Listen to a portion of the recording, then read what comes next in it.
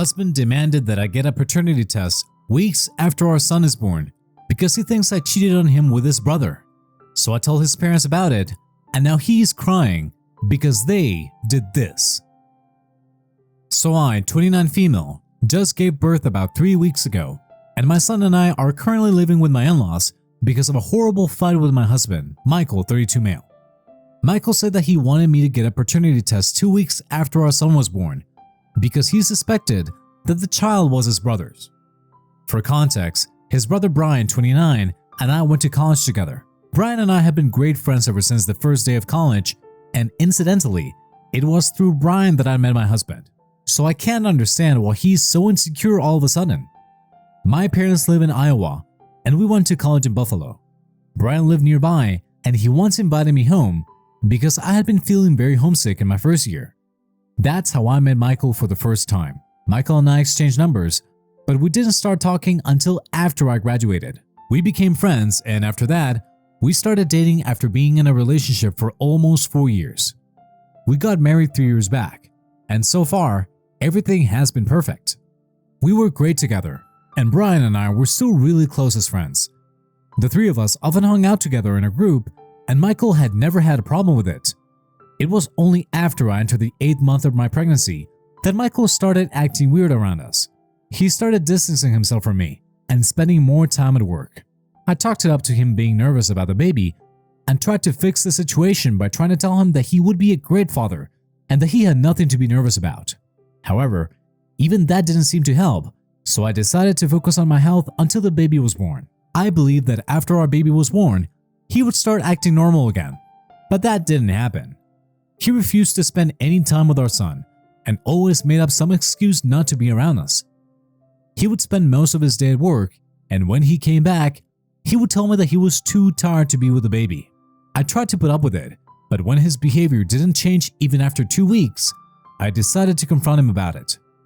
One day, when he came back home from work, I sat him down and told him that I needed to talk to him about his strange behavior. He tried to convince me that he was just tired from work and stuff, and that this had nothing to do with me or the baby, but I didn't buy it. I voiced my concerns and told him that if he didn't speak up and tell me what his problem was, then I wouldn't be able to stay with him anymore, because it was really hurting me to have him ignore us like this. So then he finally told me that he didn't believe that the baby was his, and he suspected that I'd been having an affair with Brian, and the child was actually his. So now, he wanted me to get a paternity test for our son. He had no reason to accuse me of something so serious because I had never treated Brian as anything more than a good friend. So it felt like a slap on the face when he said that he wanted a paternity test. I started screaming at him almost immediately because I had already been feeling emotionally unstable thanks to all the post-pregnancy hormones, and that, combined with his strange behavior around us, had pushed me to the edge. His accusing me of having an affair with his brother was the last thing that I needed. When I started yelling at him, he told me that this was exactly what he had expected, which is why he hadn't brought it up so far, and tried to walk out of the room. But that was really big, and I wasn't going to let him drop a bomb on me and then walk away, so I demanded an explanation. He then told me that several weeks ago, when I had invited a few of my college friends to our house for dinner, he had overheard a conversation between Brian and another friend who had stayed with him. Apparently, the two of them had been talking about how everyone had expected me to end up with Brian because we seemed to get along so well, and Brian had just laughed it off instead of saying something to defend Michael. I didn't even understand what he wanted Brian to defend him from, because it wasn't as if saying that everyone had expected him to end up with me was an attack on Michael somehow. It isn't odd for people in college to think that friends of opposite genders might get together in the future, and they were just gabbing about the past. It was harmless and fun, but ultimately, it meant nothing. Because Brian was my friend, and Michael was my husband. That should have been enough for him to feel secure. But he took that too hard, and he began to believe that maybe Brian and I did have a thing going on. That's why he had been acting so strange ever since the day of the dinner party. He was suspecting me of having an affair with his brother and being disloyal to him over a conversation that I wasn't even a part of. It was insane, and I tried to explain to him that he sounded really stupid, but it didn't matter to him, and he said that now that everything was out in the open, he wouldn't talk to me until I got a paternity test done, and he knew for sure that the baby was his. Under normal circumstances, I never would have had an issue with a paternity test, but this just seemed ridiculously stupid. I couldn't believe that he was accusing me of cheating on him with his brother, even after being with me for so long. I was really angry and upset, so I decided to take our son and leave the house. He didn't even try to stop me as I left, but I soon realized that I had messed up because I had nowhere to go. I didn't want to go to any friend's house because then I would have to explain to them what happened, and this was just very personal. I would have gone to Brian's place, but that would just reinforce what Michael already believed, and I didn't think that it was appropriate under these circumstances anyway. With nobody else to turn to, I decided to go to his parents' house. Since I was sure that I could count on them, they seemed to like me, and they were my best bet after Brian. So the day that I left, after wandering around for a bit, I headed to my in-laws' house, and they gladly took me in. When I explained to them why Michael and I had been fighting, they seemed really embarrassed and apologized to me on his behalf. But they also told me that it was really out of character for Michael to be so insecure, especially when it came to Brian, because the two of them had always been close and never had the kind of crazy sibling rivalry that others do. And I agreed. It was really out of character for Michael to be insecure about his brother. The three of us were a tight-knit group, and that's how it always had been. So this sudden change in Michael's behavior made no sense to any of us. Nonetheless, his parents told me that I was free to live with them for as long as I wanted to, and they would respect whatever decision I made regarding my relationship with their son. They told me that even if I decided to get divorced, they would support me, but in the meantime, they would do their best to make Michael apologize to me and actually mean it. They kept trying to talk sense into him for a while, but on the third day, they informed me that they had decided to cut him off until he stopped acting like an idiot. This would be a problem for him, because his parents were supposed to let him take over their family-owned textile business in a few months. His parents were retiring, and he had been in the running to inherit their business. But if they cut him off, Brian would end up inheriting it. And since he had no interest in running a business, he would probably sell it off, but then Michael would get nothing out of it. But the truth was that my in-laws only wanted him to reconsider what he was asking of me and accusing me of scaring him into thinking that he was going to lose the business. They didn't really have any intention of letting the business go to Brian because they knew that he would sell it and they had worked so hard to build a brand for themselves. They were obviously not going to throw it all away over my fight with Michael. They told me that they were just going to let Michael think that they were cutting him off for good, and eventually he would come around and apologize to me.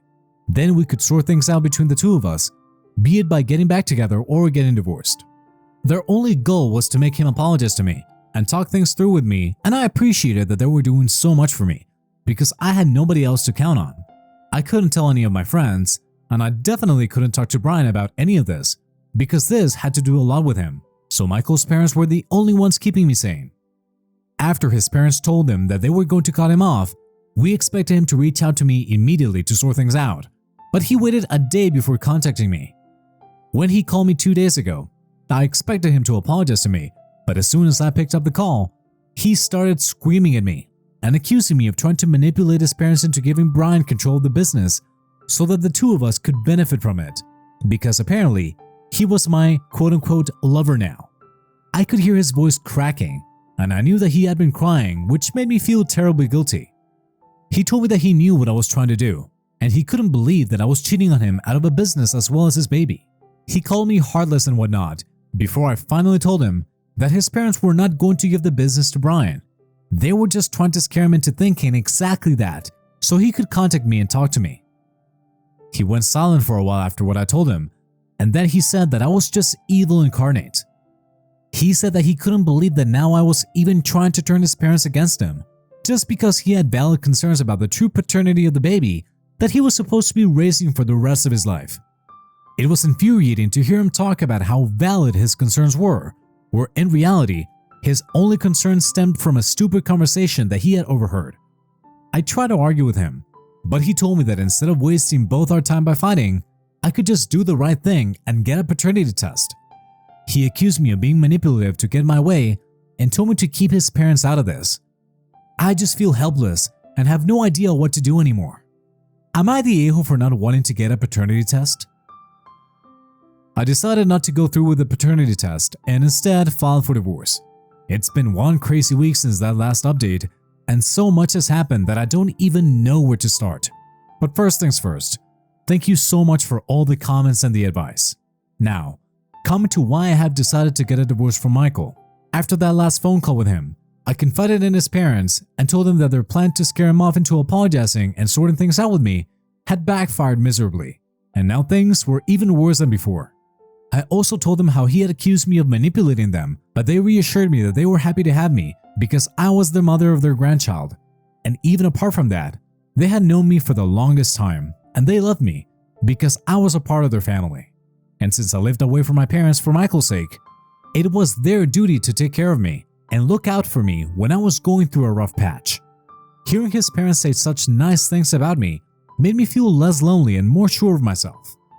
So after talking to them, I decided to tell my parents and Brian about the situation because my in-laws didn't want their opinion to be the only one that I was taking into consideration, since other people might have a better idea how to go ahead. When I told my parents about what Michael had said, they told me that they would support me regardless of what decision I made.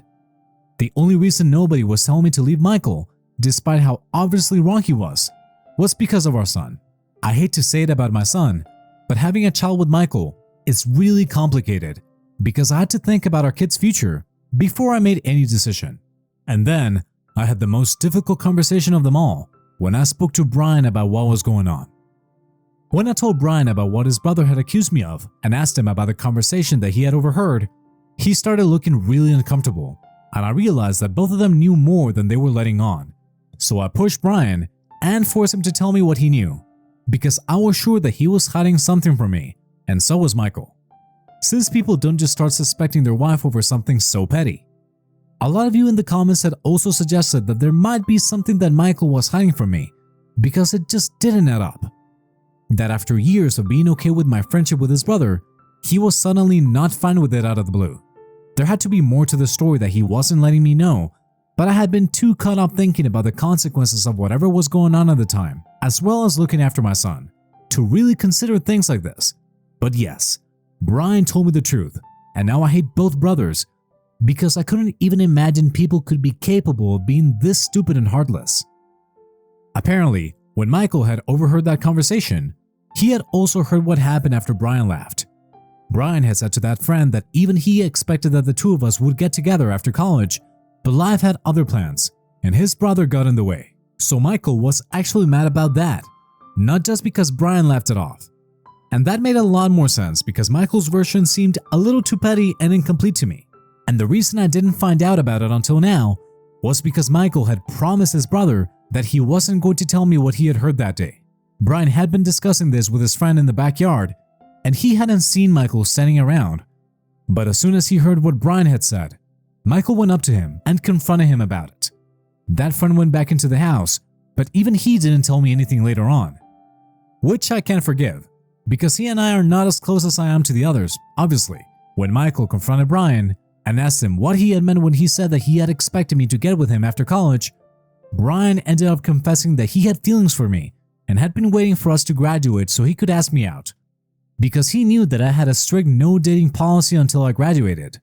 But I ended up getting together with Michael instead, and that had been his first heartbreak. But he dealt with it somehow and tried not to let it show because he wanted us to be happy. And I have to say, he did a pretty good job, because for so many years I never had a clue that he had feelings for me, and neither did Michael. Brian was the one who begged Michael not to tell me about it because that would ruin our friendship, and he didn't want that to happen. So Michael stayed true to his word and didn't tell me about what Brian had said that day. But Michael still had second thoughts about me and my relationship with Brian and began to suspect me. He knew that even if we did have a thing together, asking Brian would lead nowhere because he would just lie to him and get away with it. My guess is that he started getting paranoid after the day of the party, but since he had already promised Brian that he wouldn't bring it up with me, he just started distancing himself from us altogether. And over time, the paranoia just got worse, which is why he started accusing me of absurd things and demanding a paternity test for no reason. I am guessing at what happened, but I don't know what exactly was going on in Michael's mind for the past couple of weeks, ever since he found out about Brian and his feelings towards me. Regardless of what he was thinking, it was ridiculous of him, and I was not going to stand for it. It made no sense to me that he would rather cover for his brother then just talk to me and clear the air with all of us. It's actually crazy, and I can't think of one rational, logical explanation for any of this. Getting a divorce was the only option that I had because it had become very clear to me that there was no going back from here. I'm not talking to Brian anymore, but I'm still living with my parents, who have been kind enough to let me stay with them and even get me a lawyer because it's their kids who got me into this mess, and they feel responsible for everything that's happening to me. They have been really supportive and helpful, and I couldn't be more thankful that I have such great in-laws. People like this are truly rare to come by. I have filed for a divorce, and soon enough, Michael will be served. He and I haven't spoken since that phone call where he told me that getting a paternity test is the only way out of this. I guess he hadn't counted on me to file for divorce because I hadn't brought it up, since at the time I still believed that we could work past this. But that was stupid of me. There was no way we can work this out. He's being insane right now, and I don't think that's the kind of energy that I need around me as a new mom, still struggling to adjust to life with a baby. If he would rather cover for his brother and make me the bad guy by suspecting me of cheating on him with Brian, instead of just doing the normal thing and talking about it, then I don't think he deserves to be a husband or a father. He can stick to being a good brother and a good son. I'll handle the rest, since our family doesn't mean as much to him as the one he was born into. Hi guys, so Michael was served with the divorce papers today, and he didn't see it coming. I have no clue why. He called me and asked me if I was really going to separate from him rather than just taking the easy way out and getting a paternity test done. So I told him that I knew exactly why he was upset because I had spoken to Brian and he had told me the truth. I told him that he was acting insane by covering for Brian instead of being transparent with me and telling me exactly what he was suspecting me. He replied by saying that he had promised Brian that he wouldn't tell me because that would ruin our friendship, and when I asked him if keeping that promise was worth ruining our marriage, he said that it was, because apparently he believed that he owed this to Brian. But he couldn't just shake off the feeling that something was going on between us. He said that he couldn't talk to Brian about it, since he didn't think that he would get the truth from him. Because the guy had been hiding his feelings from everyone for so long, it was unlikely that he would be honest now. And neither could he talk to me, since he had made a promise. So he started overthinking stuff, and that's how he ended up having a total meltdown on the day that I confronted him and demanded a paternity test to confirm if the baby was his. He said that my reaction just made him feel worse, and he started believing that I actually had been having an affair, because if I didn't have anything to hide, then I would have just gotten the paternity test done. I tried to explain to him that it wasn't about me wanting to hide the truth, but rather because of how insulting it was to me that he didn't trust me and was suspecting me of something so awful. Even though I had already filed for divorce, I tried to explain to him that keeping that promise to his brother and not being honest with me had cost him his marriage and the chance of having a happy family. He was also not even speaking to Brian anymore, so what was the point of all that? But Michael was not ready to listen to sense and kept insisting that this was somehow my fault for not getting that test done when I still had time. He said that I should have been more understanding because he was in a tough position that I didn't even know of at the time, and he couldn't bring himself to ruin Brian's friendship with me because that was his brother. And neither could he live with the fact that there might have been something brewing between Brian and me, and the child might not be even his. He said that I should have realized there was a lot going on and at least tried to alleviate his worries by getting the paternity test done instead of making such a huge deal out of it. It was an extremely frustrating conversation, and after a while, I gave up trying to make him see my side of things. He was clearly too hung up on his own insane anxieties to consider that maybe even other people had feelings, and he had deeply hurt mine. To him, some promise that he made to his brother was far more important than his wife and child, and yet, he suspected this same brother to be the father of his kid? It didn't even make sense, and even while I'm typing this out, I feel like I'm going to cry because of how ridiculous this situation is. If I'm being honest, I think there might be something wrong with Michael because I can't think of any sane human being acting out like this. If I was in his place and I suspected that Brian had feelings for me, I would never have made any promises because my family would be my #1 priority. And by family, I don't mean my brother, but the family that I chose for myself, my wife and my son. And even if I did promise my brother that I wouldn't ruin his relationship with my wife, I still wouldn't let myself go crazy and end up accusing my wife of cheating on me just because I was insecure. The fact that he wanted a paternity test only because he suspected me, completely based on his feelings, with nothing to substantiate his fears, is what makes it even worse. Even today, the conversation that we had was completely based on what he was feeling at the moment, and he didn't even seem to care that this marriage had two people in it, and a divorce was going to affect both of us, not just him. He also didn't ask about our son and how he was doing, which was very upsetting, because when all this was over, my son might not have a father figure in his life, through no fault of his own. It's these two brothers who messed up, and for some reason, the universe is punishing me and my son for it. It isn't fair, and most of it doesn't even make sense really, but it is what it is. My parents are flying down in a couple of days to meet me because things are getting really awful. Michael's parents are still not speaking to either of their sons, and they have started to consider cutting both of them off permanently because they find all this incredibly disappointing. They're considering letting one of their employees take over the business instead of Michael. I definitely think they should cut Michael off, but I don't know about Brian. He hasn't done anything terrible. He was just being honest with Michael for once, and Michael was the one who let it get to his head and messed up his marriage. That's not on Brian, but it's his parents' decision, and I am not going to interfere there.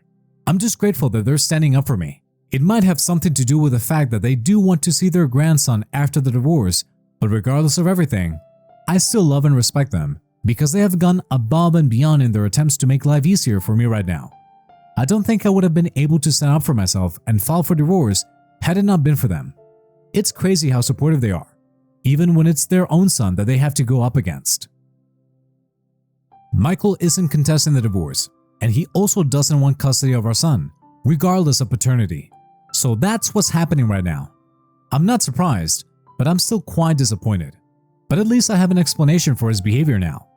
He reached out to his parents a few days back and told them that he had been to see a psychologist a few weeks ago, around 3 days after I moved out. They did a complete psychological evaluation and medical exam, and he had been diagnosed with severe anxiety disorder very recently. It had been several sessions with the doctors, but they had finally concluded that this is what was going on with him. It was shocking news for all of us, because he had never exhibited any symptoms of mental illness before. So this had to be a very recent development. Or maybe he had, and we had all just missed it. There's been a lot of revelations about Michael and Brian in the past couple of weeks, so right now, I'm inclined to believe that maybe I didn't know these people as well as I thought I did. Regardless of the medical condition, I still think that I have no reason to forgive him because he hasn't apologized to me. His mental state can be an explanation for his behavior at best, but not an excuse to do whatever he pleases and say whatever he wants to. He didn't even have the courtesy to inform me himself. He told his parents, and that's how I got to know. Apparently, he has also been fired from his job for not showing up for 1 week straight after I left, and he needs money to cover rent, which is another reason why he contacted his parents. I thought he might be lying about the anxiety disorder, but he had all the legitimate medical documents to prove it, so I guess it's real, and this is happening. In a way, I think it's for the best if he doesn't get to be with me or see his son for a while, not until he's better at least. The divorce proceedings are about to begin in a couple of days. My parents are already here, and we're all living together in my in-laws' house, who have been gracious enough to open their home, even to my parents. I just pray that everything falls into place soon, and I can regain some sense of normalcy in my life now. That was it for today's story. Thank you very much for listening. Smash that like button for me, and subscribe for more stories. Thanks again, and we'll be seeing you in the next one.